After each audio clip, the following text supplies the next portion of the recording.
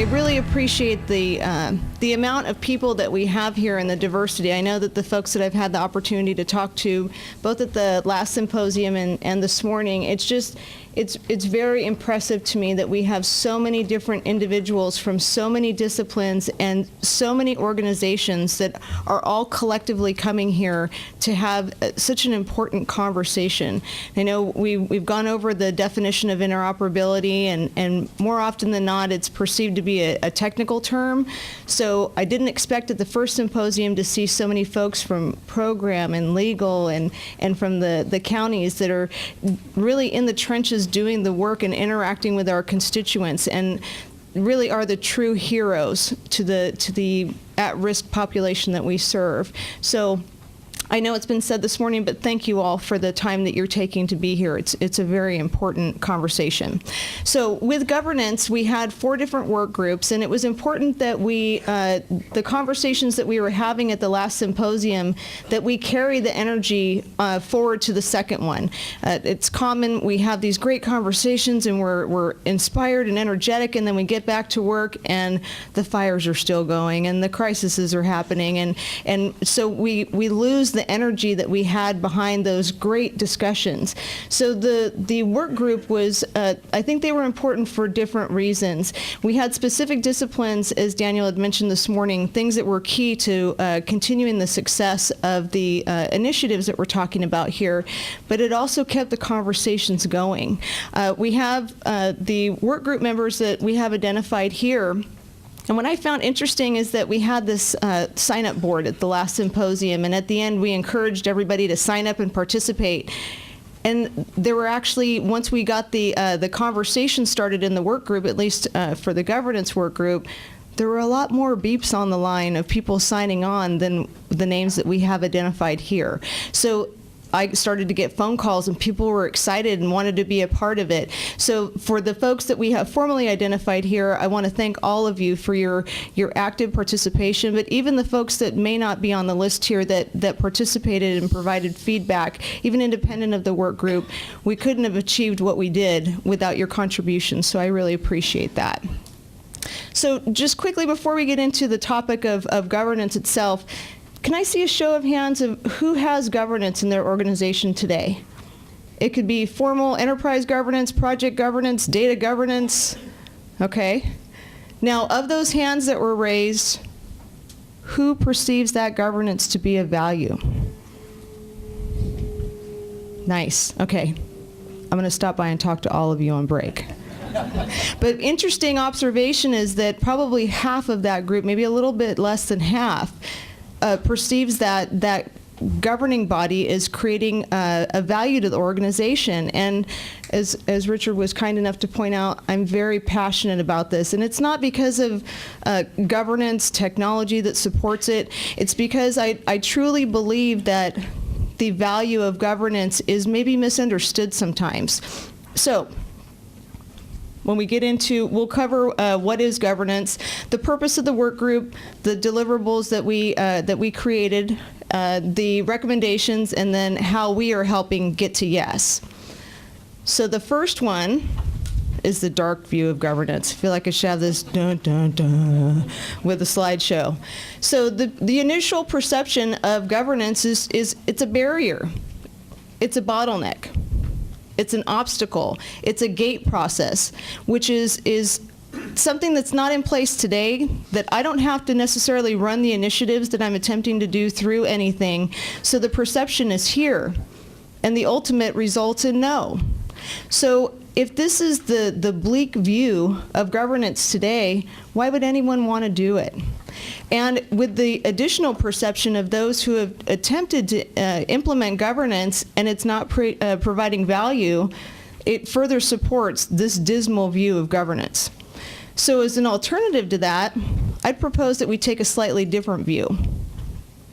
Now, those of you who were part of the symposium last time, you'll recall that we focused specifically on the challenges related to the foster youth and psychotropic meds. So using that as an example, I propose that we view governance as ensuring that the right information gets to the right people to make the best informed decisions. essentially using governance as your bridge. So this is connecting all of the right people to the right information, so we're making these compelling decisions. When we heard the judges talk about them being the custodians of the children and having to be the ones who approved the psychotropic meds, yet they didn't have the information that they needed. I think one of the references was the bad parent, but it goes so much further than that. When we talk just about this particular population, you think about the traumatizing situation that these children have been in that have led them to where they are, and these additional layers of challenges that continue to be presented. It just compels you to continue to move forward, to try and do whatever needs to be done to ensure that we are being those stewards. So with that, I would suggest that we have a much brighter view of governance, and one that bridges that divide and ultimately brings us to yes. So with that, the purpose of the work group, we essentially, each one of the work groups had a mission that we had to follow. So the purpose of the work group, we essentially were tasked with looking at what the current barriers are. We wanted to develop this governance process that would essentially give the brighter view that I just laid out for everyone. So by putting a governance body in place, we wanted to ensure that we had a purpose that was compelling, that we were building something that was going to continue to support the mission that we were tasked with. So with that, we all agreed that we needed something that was going to be sustainable. It was going to be flexible enough to adjust to multiple needs within organizations. While we've used the proof of concept to conduct a smoke test, if you will, of some of the materials that we developed, it doesn't have to be limited just to that population. So we wanted to create something that was flexible. For each of you that either has a governance process in place today that you may not necessarily see the value in it, perhaps this is something that you can leverage. All of the material, as Daniel had mentioned, has been published out to the work site, so I encourage you to look at it, leverage it, adjust it to meet your needs. Perhaps it can improve the governance processes that you have in place today, or if you don't have governance in place, I encourage you to leverage these and take it and make it your own. So we also wanted to ensure that what we were creating was providing value. And tying it back to the things that we talked about with that positive view of governance, something that was, it's an enabler, it's a conduit. So it's supporting the requests that are coming in, the challenges that each of you are facing, and bridging that divide. So that was essentially the mantra that we had behind the deliverables that we created. So as a result, we've created three materials which have been published out to the work site. There's a governance model, which I'll walk through at a high level this afternoon.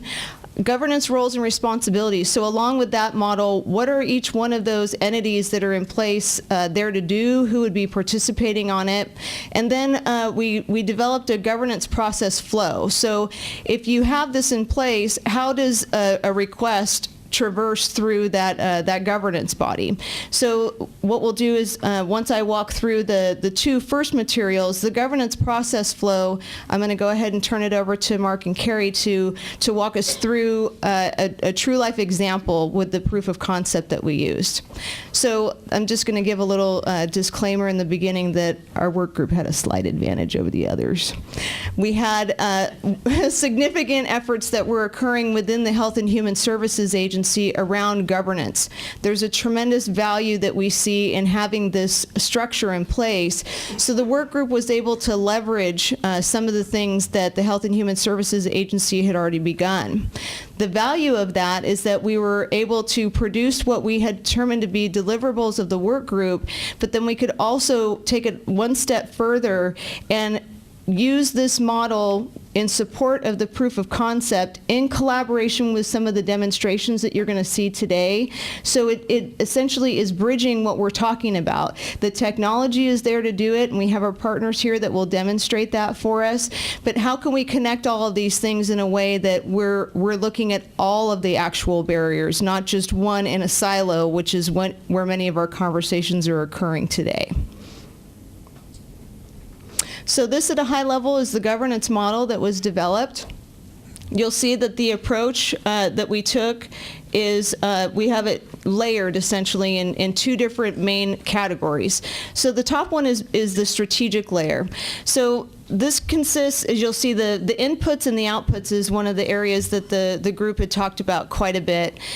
Because this is an enterprise level governing body, it's a little unique in the sense that it's not narrow specific to data governance. So there's just one discipline that we're looking at specifically, but there's many things within the Health and Human Services Agency that we're looking to target with this.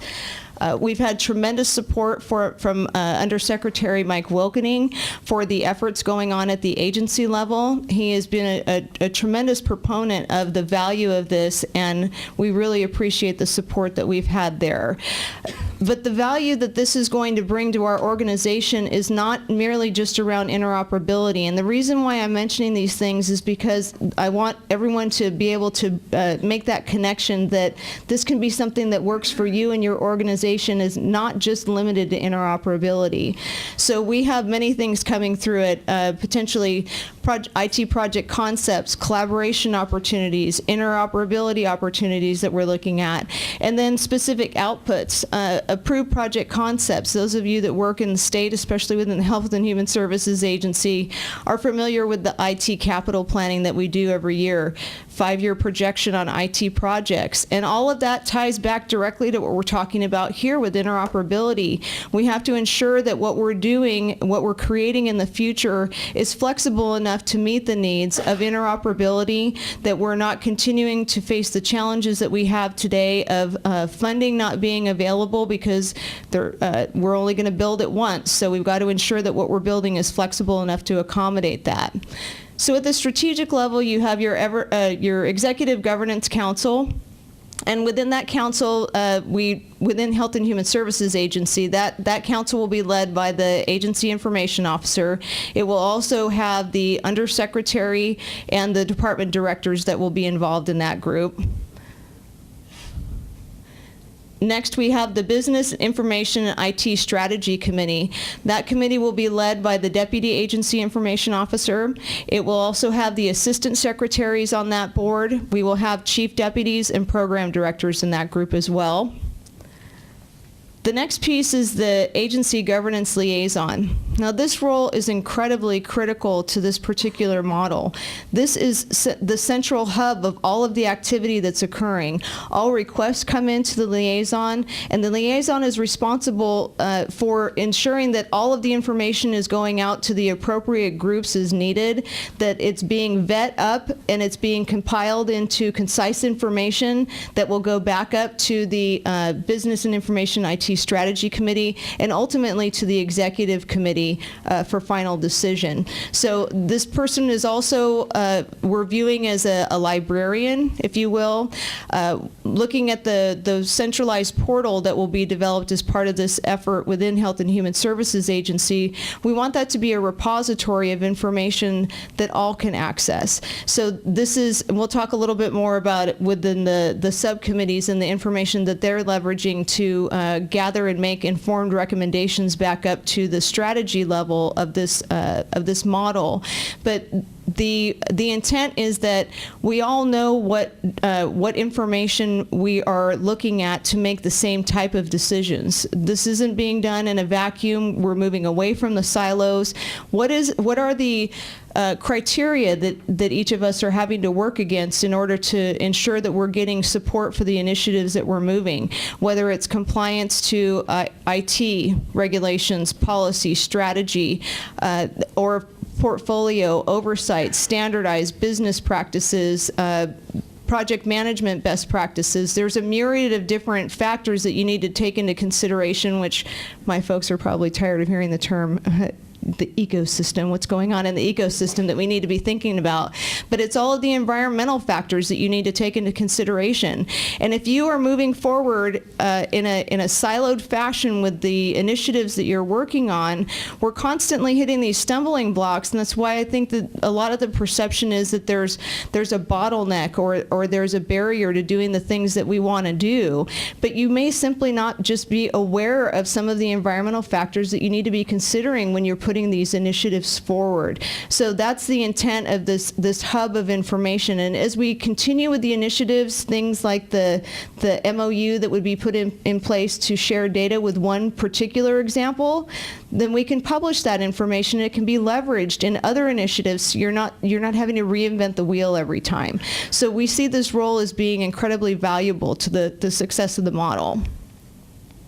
Then the next level is the tactical. And this is more of the hands-on, the subject matter experts in these particular areas. And it was interesting in the discussions that we've been having, the work group, it was very beneficial to me with having some of the pre-work done at the agency level to vet it through this group, because we had so much diversity in the people that were included in the discussions. One of the things that I found is that we were making some assumptions in areas. One particularly was that we had privacy and security grouped together. And from the discussions that we were having, it became very clear to me that legal and privacy are more closely aligned. So we made that transition. We've made some modifications to the model through the discussions that we've had in the work group. So it was very valuable, especially for those who have already attempted to implement these efforts within their organizations. The intent is not to reinvent the wheel. I want to hear everything that everyone's doing, and I want to hear the benefits, the challenges, so we're not hitting up against the same obstacles, and we can alleviate some of the barriers up front so we can truly move forward with the initiatives that we're working on. So the Agency Business Process Management Committee.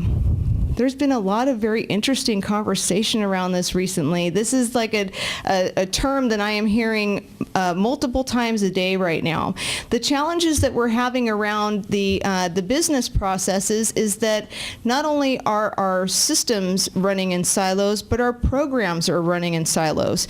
Looking at the duplication that is occurring, it's not just the data that we're capturing that is being duplicated across programs, but there's pieces of business processes that are being duplicated across programs. Looking at the opportunity to create a more efficient way in which we're processing, this isn't at all from a technology level. I'm speaking to the program efficiencies.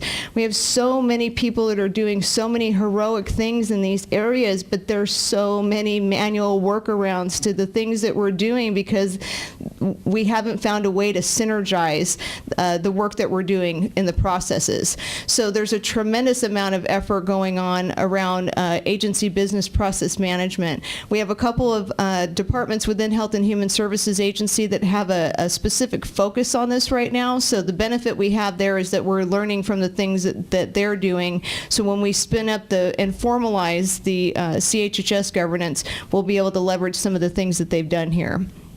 And again, this model is intended to be flexible, as I mentioned in the beginning, not just flexible for all of you to use, but flexible for us, because we're going to learn as we go, and we'll adjust. Things that made sense based on the information that we had in the beginning, we set it up that way, and if we find that it's not working, then we simply adjust. The intent is to have something that is working for all of us. Then the Agency Portfolio Policies and Standards Committee. There's currently a portfolio oversight program, which I mentioned in the last symposium, that is at the agency level. And the oversight is being conducted just on reportable. So these are significantly large IT projects within the state. But there's a tremendous value in us looking at what are the best practices from a project management perspective. As many of you have seen, there's a few articles about projects that haven't been quite as successful, and I don't think any of us want our names attached to those. We have very important initiatives, and we want to make sure that we're successful. So implementing the best practices in these areas and ensuring that the initiatives that we're working on are in compliance with statewide policy.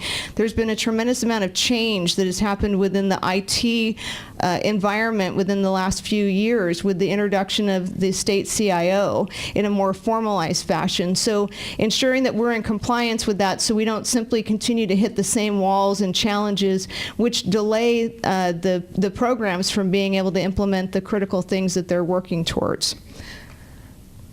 The Agency Enterprise Architecture Committee. This is a program that is very, very important to me. I know that the term enterprise architecture comes across as a technical term, and many of the business and program folks may not connect with it. But as I had mentioned again in the last forum, we talked about the program that is running within the Health and Human Services Agency currently. If we know the direction that we want to head in, and what I'm hearing here, there's a consistent theme of interoperability, a central place, a one point of truth. If we know that that is the general vision of where we're going, but we don't know where we are, then how are we going to get there? So the Agency Enterprise Architecture Committee has spent a tremendous amount of time looking at what do we have in place today. We may not, I think one of the questions that I got at the last forum was, well, are you saying that we're just going to tear out all of our existing systems and start over from scratch? And that's not at all what I'm saying. I'm saying that we have an opportunity to look at the current systems, and if they're not meeting our business and programmatic needs, perhaps there are initiatives that are moving forward currently that will want to incorporate the requirements that you have of your system, so when you are ready to replace that system, you simply integrate into the one that's being developed today. So without enterprise architecture, we would have none of that information, and we wouldn't be able to advise the departments on how to move forward. With the Agency Interoperability and Data Exchange Committee, and that's a lot of the conversations that we're having here. There was a mention of Adam Dondro and his program within social services. It's the first that we've seen, and it's an incredibly invaluable role that he and his team are playing. I'm happy to see that we've got folks here today. So I see these folks being very involved in this committee. We have, with data exchange, it may be interoperability, it could be interfaces. There's with the Affordable Care Act, the amount of activity that is happening in our agency alone is staggering. So if we're able to look at what others are doing around interoperability and data exchange to leverage that, then it won't be as painful as having to simply reinvent the wheel every time we're doing it.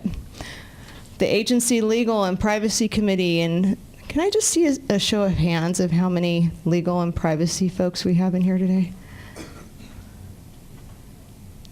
That's fabulous. I'm having some really great conversations at my table. I mean, every time I get together with you guys, I'm learning new things. So the challenges that we talk about from a legal and privacy perspective, I think we all agreed that technology is there. That's not the challenge. The bigger barriers are from a legal and a privacy perspective, and I don't want to steal any of Larry's thunder with his report out from his work group, but they're doing some tremendous things there.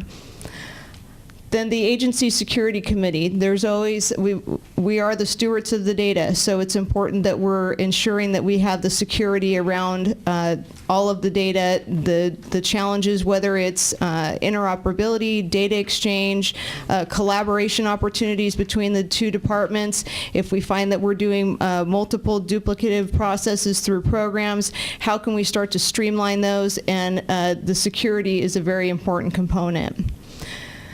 We've also included what we called ad hoc groups within the tactical committee, and that's because we know what we know today, but 5 years ago, I don't know that many of us were having conversations around interoperability. So this allows us the flexibility of shifting subcommittees up and down as the environmental factors begin to shift. So with that, we have the group talked quite a bit about not only what are these subcommittees looking at and what perspective are they looking at it from, but what are all of the different elements that they're having to take into consideration. This is by no means being done in a vacuum.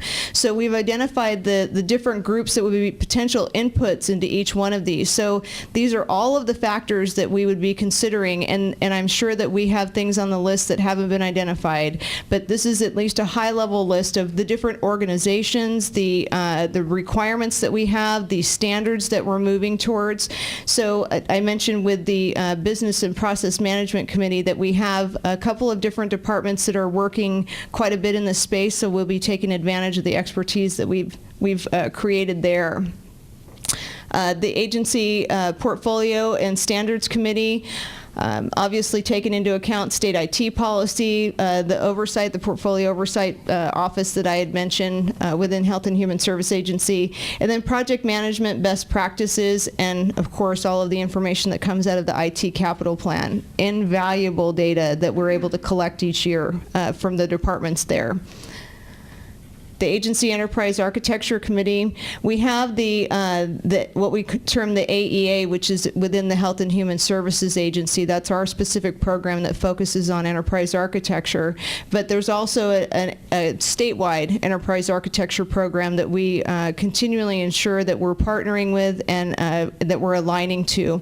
Then we've got the federal standards around MIDA, NISIA, NEAM that we discussed, and I'm sure that Lynette will be touching on those as well with their report out. The agency interoperability and data exchange, we've got the NEAM standards, the HL7, and some of you, I'm sure, have had some work that you're doing in these areas. The national data standards, the ICD 9 to 10 transition that is occurring right now, and then the national data quality and integrity. Again, these are just some of the things that we're taking into consideration. From a legal perspective, we've got lots of feedback from our legal partners, and again, this may not be an all-inclusive list, but these are some of the things that we're taking into consideration as part of this subcommittee.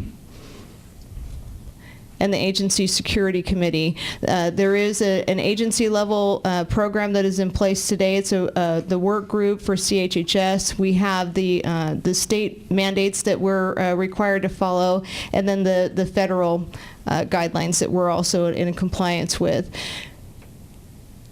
So from that, I know that was kind of a quick walkthrough, and we'll have some time for questions once we go through the overview, but that's at least a high level of the model and the roles and responsibilities that those, both the strategic and the tactical group would play. So with the recommendations, there we go, I clicked too fast. The recommendations that we have, again, the initiative is not simply to have these wonderful conversations at these type of symposiums and then we end and the energy stops there. So we want to ensure that we're instilling things that will continue this energy beyond the symposium. The work groups were a wonderful way to do that in between symposiums, so we could come back and say the energy didn't stop. We've culled that and we're all working together in this way and we're connecting the dots here. But these are the things that we would recommend that even beyond the second symposium, what we're able to accomplish.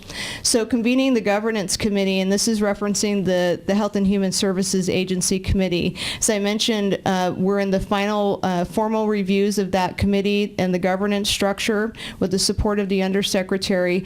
We've actually started to, at a high level, do some initial reviews of strategic initiatives in lieu of this body being formally in place. So we're already starting to work in this area. Continuing to identify and pursue the interoperability opportunities. We talked about short-term and long-term vision. I'm hearing a lot of discussion at both of these symposiums around new system and CWS new system specifically. What can we do around that to start looking at how can we support the initiatives around interoperability that are critical? Some shorter-term initiatives around, and Dr. Scott had talked at the last symposium about the immunization portal. So there are activities that are occurring today that are supporting the initiative of interoperability. Developing the governance portal. That's the page, if you will, that I referenced earlier that is a central point of information. The questions are, if I want to have something that's vet through this group, how do I do that? Well, we'll talk a little bit in the next overview about the practical application of this governance group, but we're envisioning having a request form that's out on this portal that folks can fill out and submit in, and that's where I talked about the valuable role that the liaison plays. It's also intended to be a central repository. So if we're able to, when we're able to develop the MOUs to share the data for interoperability, we've got those published so people can leverage those and we're not reinventing the wheel. The group did a lot of work and Richard was tremendous in helping pull information that has been culled from other states, other initiatives that are underway, so not reinventing the wheel with each one of these. Is there a template? Are there multiple templates out there, depending on the type of request? Having all of that information in one place so everyone can reference it. And then conducting outreach and providing education on the value. I mean, this forum is one way we're doing that. There's been multiple briefings that have been conducted with different disciplines, whether it's the chief deputies within the Health and Human Services Agency, the security officers, the enterprise architects, the CIOs. We're looking to branch it out more into programmatic areas, so we're happy to go on the road with the show. Anyone who thinks that this would be a valuable conversation will find multiple ways, in addition to developing a communication plan for the governance body once we formally move that forward. So, getting to yes.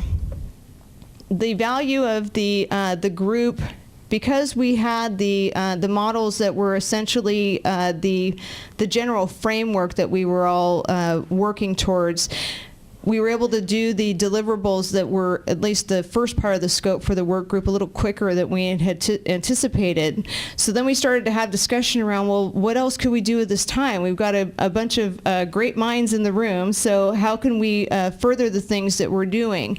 So we determined that we would develop a narrative around the proof of concept. We're finding that with the technology and the demonstrations, it's wonderful. We're helping connect the dots so people are able to see that from a technology perspective, it's possible. But how does the governance model that we're proposing here, how does that fit into furthering that initiative? So the narrative that was developed is part of the products that are also published out on the work site, and that's what Mark and Carrie will be walking through in just a couple of minutes. Then documenting the demonstrated technical solutions. So we're talking about, more often than not with departments, the challenge that we have is that we know that we have a business need. There's a compelling business need. We know that there are programmatic challenges that we're trying to address. But what technical solutions are out there that are even options for us to entertain? The risk of us moving forward initiatives, FSRs, requests to implement formal projects without having a true understanding of what is potentially out there.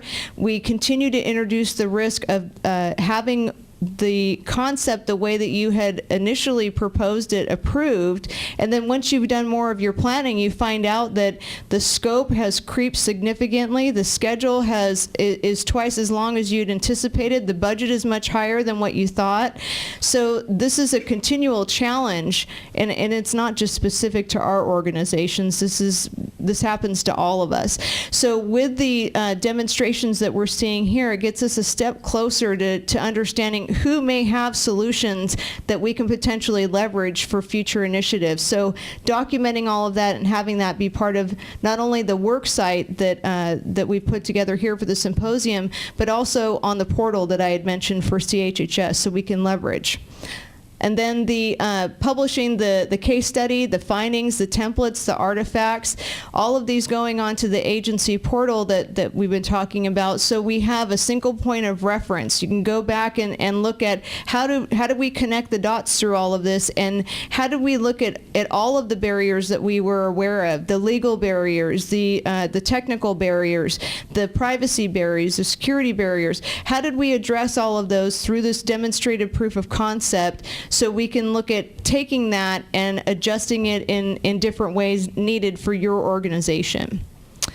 So with that, that's the general overview of the products and the conversations that we've been having within the governance group. I will hand it off to Carrie and Mark, but I'd just like to take a second to remind everyone that this model was developed intentionally to be flexible enough for all of you to leverage. It may be something that you find that you'll use at an agency level because you'll be interacting with that formalized enterprise governance body, but this is something that you can use in all of your organizations. More often than not, we see that even from the agency perspective, that program areas within a single department may not necessarily look across to see where the similar challenges are. So having that collaborative approach to the things that we're doing, and I know that each program is very unique, so there's challenges in that conversation in itself. But once we can get to a collaborative discussion around we have common business needs and how do we address them, I think that you'll find that this model in particular is something that will be very useful in your organizations. So with that, I want to make sure that I've got the title correct, Mark.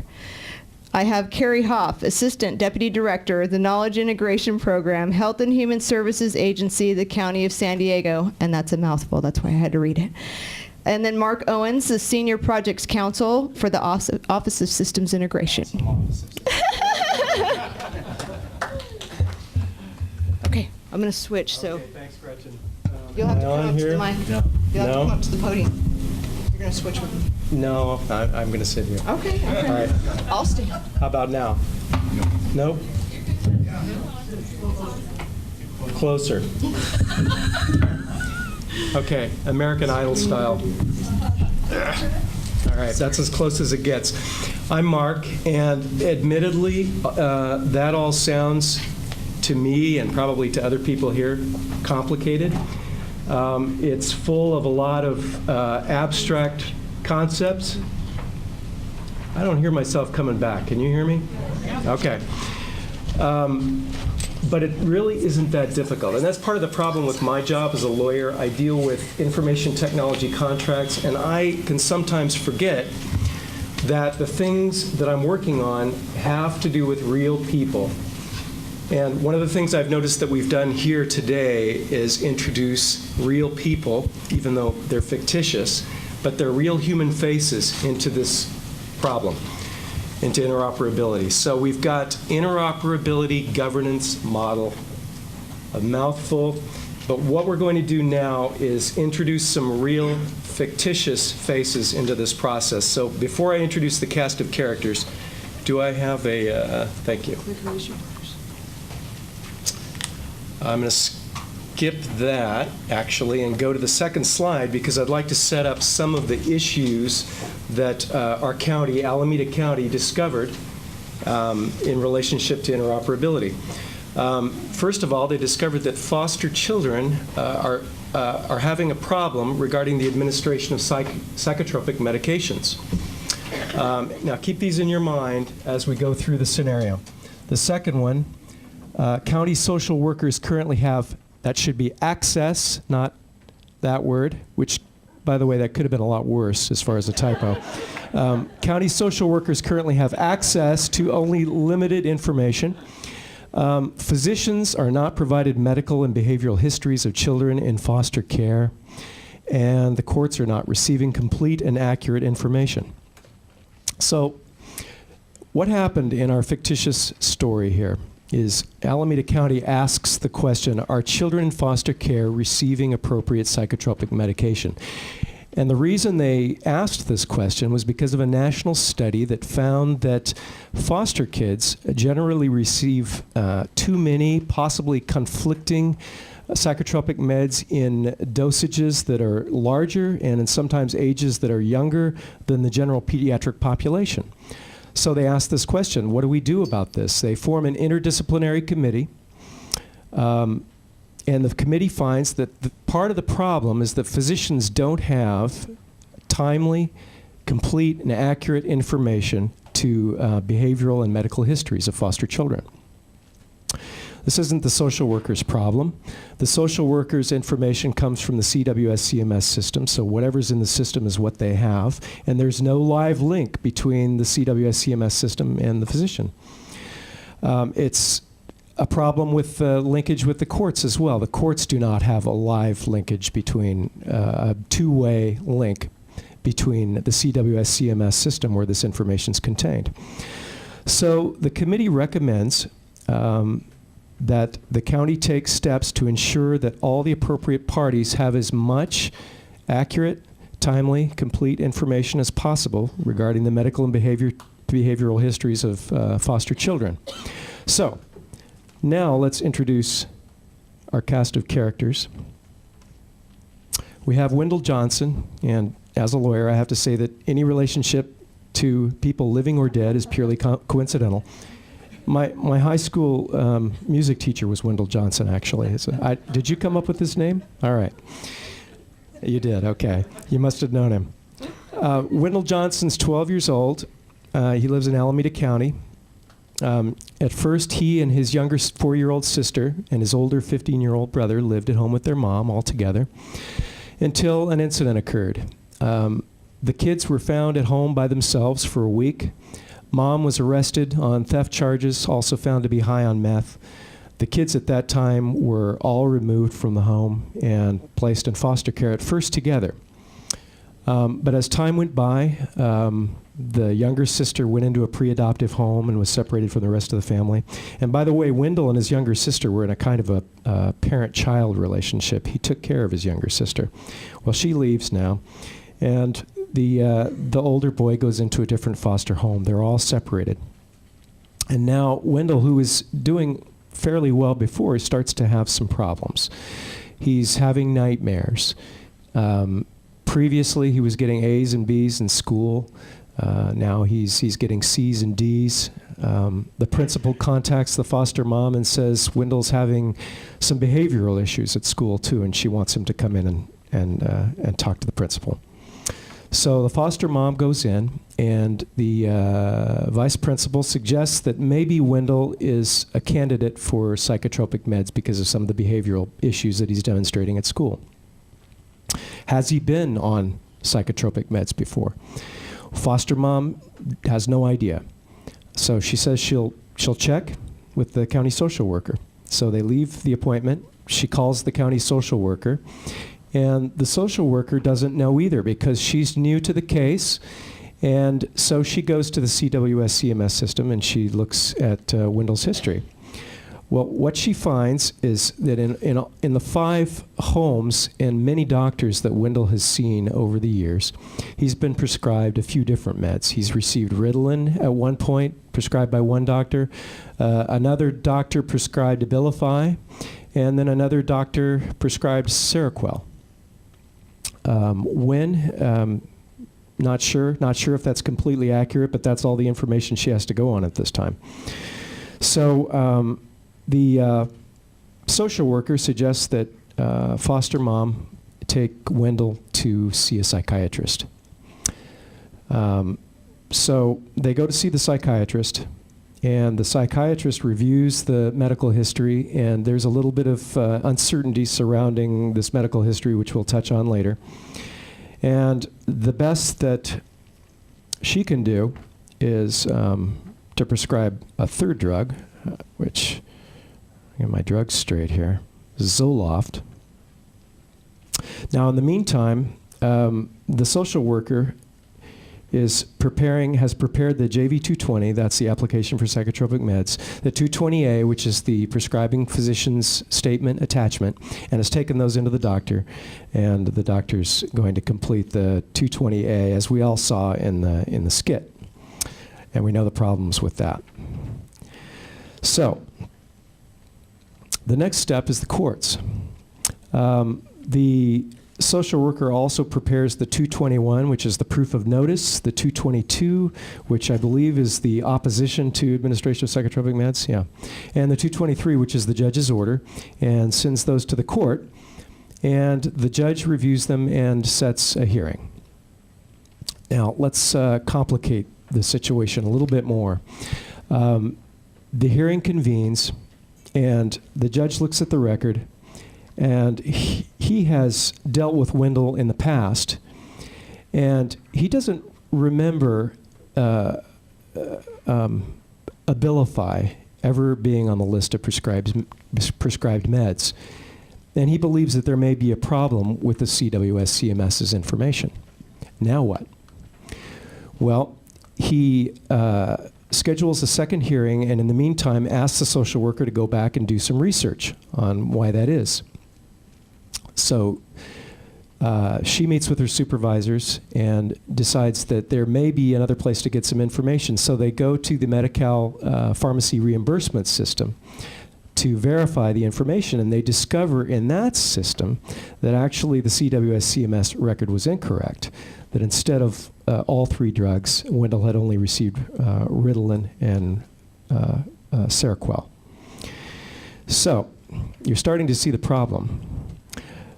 The systems don't talk to each other. There may be a third system that we need to have in the mix here as well in order to provide timely and accurate information in order to make decisions about Wendell's medical treatment. So this is an example where in order for people to make informed decisions, we need to overcome some barriers.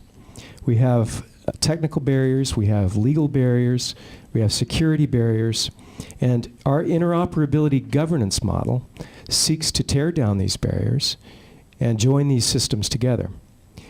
And we're going to apply these facts now to the complicated sounding system, but you're going to see that it isn't quite so complicated when we put real people in a real situation, fictitious real people and situation into the mix.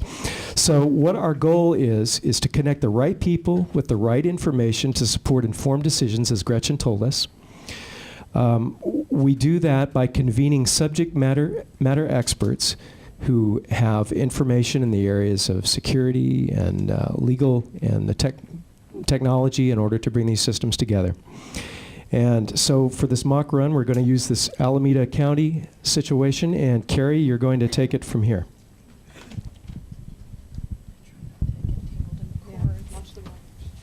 And you're going to do it the right way up at the podium? Okay, sorry. I figured I'd block out half the room if I didn't get out from behind the podium. Hi. So for the next few slides, I want to toggle between the specificity of the proof of concept and the more conceptual level of the model that Gretchen provided. But I can't think of a better group of people to really toggle between those 2 levels of thinking and describing what we're talking about. So as Gretchen mentioned, 2 things that did come out of our work group were a narrative. The work group put together a narrative document walking through what the process would look like. In addition, a process flow, the gorgeous swim lane map you see all around. And these are really important documents to really say, okay, here's how the flow would happen, here's who does what at what point in what sequence. And to really, to borrow Gretchen's words, do a smoke test of the model that we put together.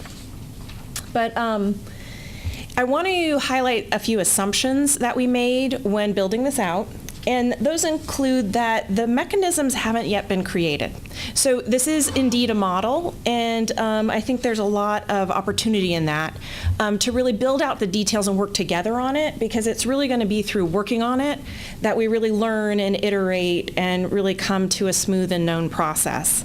But some of the things that we had talked about generally that would need to be included were a governance portal. So Gretchen mentioned this, a web-based portal, that's the front doorway to these kinds of requests, but it has other purposes or purpose. I'm not sure. in beyond just being the front door. The formal request, and that can include a lot of things such as who is requesting and what kinds of data do they want to exchange? Who is the organization? Where does the specific data live? So as Mark was mentioning, we hit upon a couple of systems just in this fictitious example. It starts touching a lot of points very quickly. And then what's the current process flow? And I think really critically, what is the business need? And then beyond that, within that portal and within this governance structure, some of the things that really I took away as being very powerful were that it's a place for the lessons learned. It's a place for references. It's a place for samples. This is a place for a library of standard templates. And to me, that really resonated as really moving toward an interoperability competency center. And that's incredibly important and incredibly powerful because, we are a large state with many counties, many jurisdictions, and to have that central place that can start getting us all toward, a greater level of maturity and to some degree a greater level of consistency is very powerful. As we're really talking about, serving these individuals, isn't geography bound. We know that in practice, but oftentimes when we're trying to put together a process, we treat it as though it is. So, the model in, going beyond just the step of getting approval to do something, I think there's additional power in it being this hub for information and lessons learned. So walking through the process flow, just to remember, the customers of the governance process. Very often, it might be my agency or, the specific case, but, it really does get back to the people. So Wendell is a key customer in this. And just remembering that Wendell's there waiting, I think, is important for all of us. And as Gretchen mentioned, a really important player in this is the liaison. So one of the first steps is that the requesting county, Alameda in this case, would be filling out that request through the portal. They go in, fill it out, and the request goes to the liaison. And as you look at the governance structure that's sketched below, the liaison, if those are the bricks in our structure, the liaison is really the mortar that keeps it all together. It's an incredibly important role, and you're going to see that as I walk through the rest of the process. So once the request is submitted, the liaison receives, verifies, and then sends it on to the Business IT Strategy Committee. And the Business IT Strategy Committee is really doing one particular thing. They are asking the question, does this represent a need that interoperability can address, and is it feasible? So they're really looking at, is this an interoperability issue? And if it is, they're going to approve and send it back to the liaison, and Alameda County will be notified. In this particular example, the liaison then is determining what subcommittees are pulled upon. And in this case, it's 3: interoperability and data exchange, legal and privacy, and security. I'm going to walk through these sequentially, but I don't want to imply that it has to be sequential. But it would be really confusing if I didn't. So interoperability being the first, it's really looking at what type of data is being requested, and then what business problem is being addressed here, and what data exchange efforts are already in play that might address this. So it's like looking at opportunities to leverage. That's really powerful because it's really difficult to know what's going on up and down the state. And then once they've reviewed that, they would develop a report, and it would reference organizations that have similar data sharing agreements or technology in place that could be leveraged, and it would encourage the requester to participate in an ongoing effort. Second is the legal and privacy. That's really foundational. And they would really be determining the privacy issues and legal obstacles that would need to be addressed to facilitate the data sharing to get to the business need. And they would be identifying existing data sharing agreements, again, about that leveraging and reusing. And then similarly, once they've reviewed the request, they would put together a report, and they would list the privacy guidelines, laws, and policies to consider when drafting data sharing agreements. They would develop a tailored data sharing agreement that could be used as a starting point. This would be a template data sharing agreement with a set of required provisions that best fit the situation, and a set of boilerplate provisions. And the result would be a custom data sharing agreement specific to the circumstances. Might be an alternative. It depends on what they come across, but having that modular approach really gives the greatest flexibility. And finally, the security group. They would be assessing which security guidelines need to be considered based on the specific data involved. And again, once they have reviewed the request, they would also be putting a report forward listing the specific security standards. And so, oftentimes when looking at governance, Gretchen highlighted, there can be a perception of a dark side. And I think really what this is trying to demonstrate is the creation of value. To really get some clear instruction back is so valuable, because often we don't know what door to knock on, and the instruction back can be so conditional. It depends on this, that, or the other. So having these clear set of guidelines and really looking at reusing information is really powerful for us as we go forward trying to serve folks like Wendell. So each committee is going to forward the individual findings to the liaison, and the liaison is going to consolidate that information, submit the consolidated report back to the Business IT Strategy Committee, who would give an ultimate approval to forward it back to Alameda. So the liaison will compile the findings into an executive summary and then send this to the Executive Governance Council for final approval.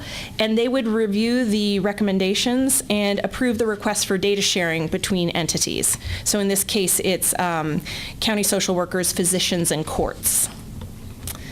And then, most exciting, sorry. The liaison is going to be able to communicate back to the submitter, so this is Alameda, and provide them with the findings, associated documents, and direction. So one additional thing I wanted to mention, and you probably saw as I was walking through it, is that not every request would have to go through the entire process. The real strength and beauty in having that, what I called a competency center, is that there may be shortcuts because just going through that portal, finding existing samples or things you can leverage that have already been approved is also a real asset to all of us. You know, you're not constantly starting over from scratch, and you're not having to treat each situation as though it's all new. So that is a real asset for all of us when trying to serve these families. You know, this is really kind of a quick demonstration of how the governance structure is used to eliminate barriers and the benefits of interoperability. And I think there'll be more scenarios to come, but it's really, again, to reiterate what Gretchen was saying, getting the right information to the right people at the right time.